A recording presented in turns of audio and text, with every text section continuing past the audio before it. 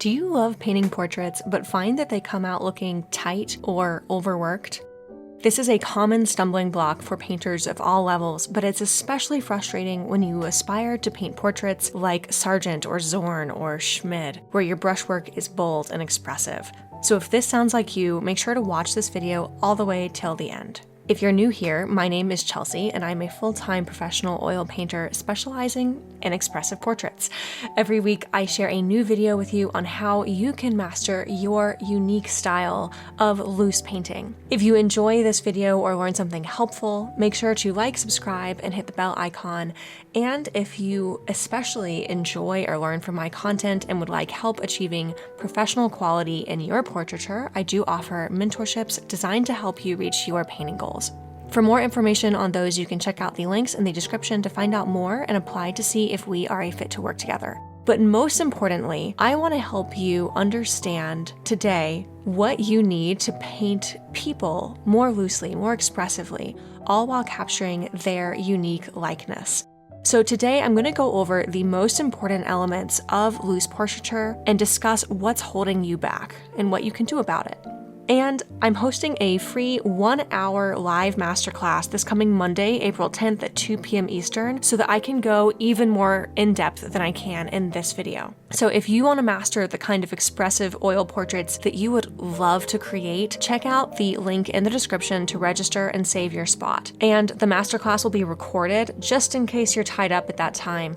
So if you are registered, you will automatically get a link to the replay once it's done.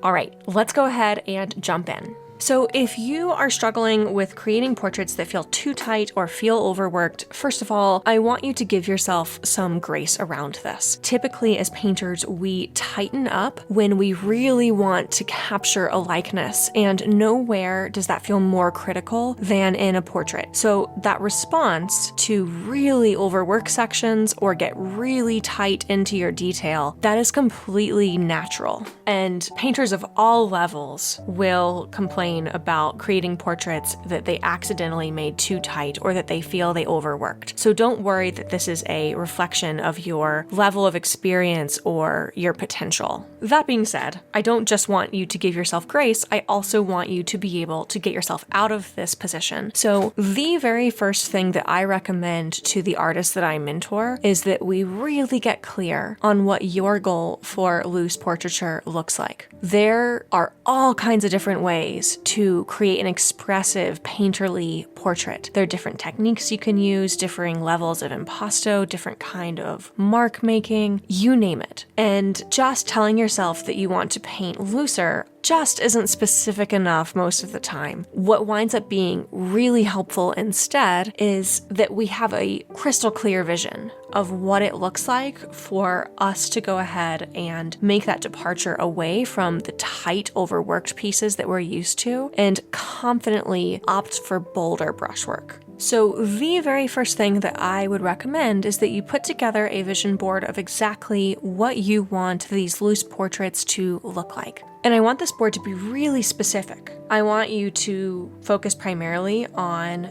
your absolute favorite portrait pieces. And not only that, I want them to have the kind of brushwork, the kind of color, the kind of composition, and of course the subject matter that you are drawn to.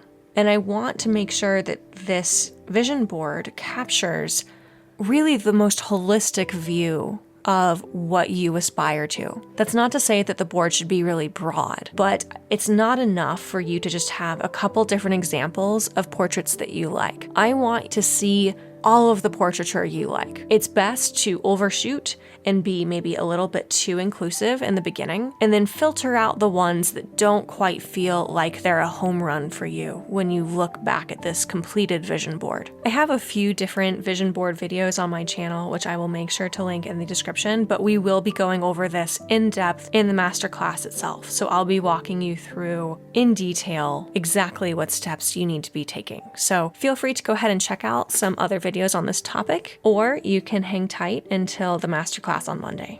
Now, once you have this vision of what you want to move toward, it's essential that we go ahead and we identify what are the technical differences between what you're able to do now and what you need to be able to do to make the kinds of portraits that you aspire to.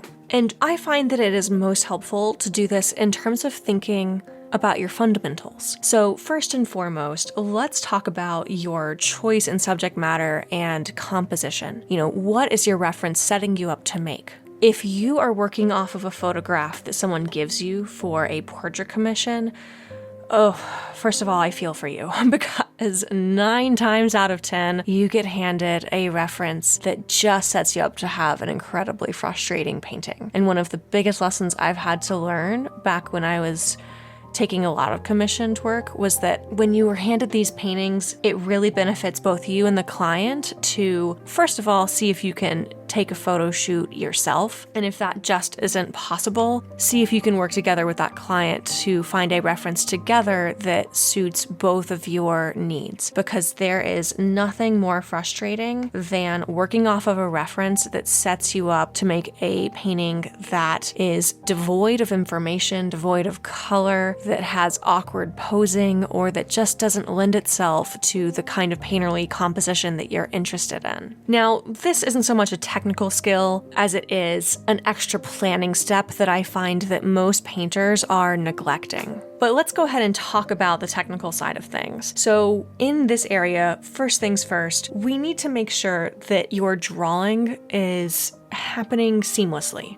That you're able to accurately capture the portions and likeness of the person that you are depicting. If you don't, if you find that you're having to constantly shift around the eyes or the nose or some other features of the face in order to make it look like the person, no amount of talking about loose painterly brushwork is going to help you, because you're going to continually work into that brushwork and it's going to start to get overworked and tighter. So if loose portraiture is your goal, we really need to make sure that the drawing is dialed in. This means giving you exercises to see the likeness and capture it on the canvas more quickly and more efficiently without the aid of something like a grid or a projector. From here, we really need to make sure that you're able to do the same thing with color and with value. Now, I group these together because when you are working loosely and expressively, most of the time that means you are working alla prima or in one sitting. And if that's the case, we don't start with a black and white underpainting. So you are constantly trying to achieve the right value and the right color simultaneously. And just like if you find yourself reworking the drawing constantly, just like the way that that can really make your painting tighten up inadvertently, having to go back and remix muddy color or correct your value over and over again is going to do the same thing. But let's say we have all of these ingredients. You have a reference that sets you up to capture the kind of light and color and pose that you see on your vision board. You are able to capture the drawing quickly and efficiently without the need to overwork. And you can mix accurate value and color so that when you put a brush mark down,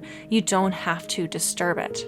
Well, then we are ready to talk about the brushwork itself. And for this, I find it's really helpful to give yourself the space to literally copy the kind of brushwork that you love in your favorite paintings. It doesn't have to be a full-on master copy, although if you've watched my channel for a long time, you know that I am a major fan of this exercise. But it can be as simple as studying various passages or small sections of paintings you love and really striving to match exactly the kind of mark, the way the paint has been deposited, the extent to which it is really wet or has a lot of impasto or is really dry and scumbly. If you can routinely match the kind of brushstrokes that you see in your favorite paintings, and you get to the point where you don't have to think actively about that anymore, or at least not super actively, then we can start to put all of these things together.